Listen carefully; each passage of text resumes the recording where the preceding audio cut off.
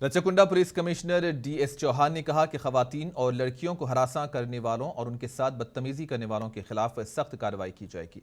She team की क़ियादत में counselling programme मुनक्किद किया गया। इस मौके पर डीएस चौहान ने बात करते हुए खवातीन की हिफाजत को पुलिस की अवलीन तरजीह बताया।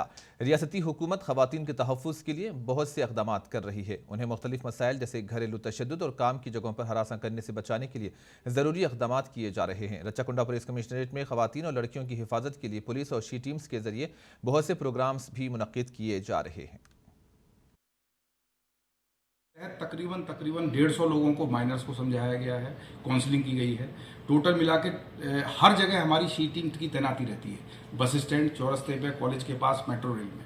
आप शी टीम को अप्रोच करें, डेफिनेटली तुरंत कार्रवाई होगी। आपका नाम भी बाहर नहीं हुए जैसा पूरा इंतजाम हम लोग करेंगे। कुल मिला के महिला सेफ्टी के और हमारे जो बच्चियां हैं, कॉलेज जाने वाले स्टूडेंट्स हैं, उनकी सेफ्टी के खिलाफ में अगर कोई रिपीटेड काम करता हुआ पाया गया, उसके ऊपर कानून के हिसाब से बहुत कड़ी कार्रवाई होगी। राचाकुंडा पुलिस में किसी भी लड़की को, किसी भी महिला को बिल्कुल सेफ्टी की फीलिंग होनी चाहिए। उसके इर्द गिर्द बगैर उसकी मर्जी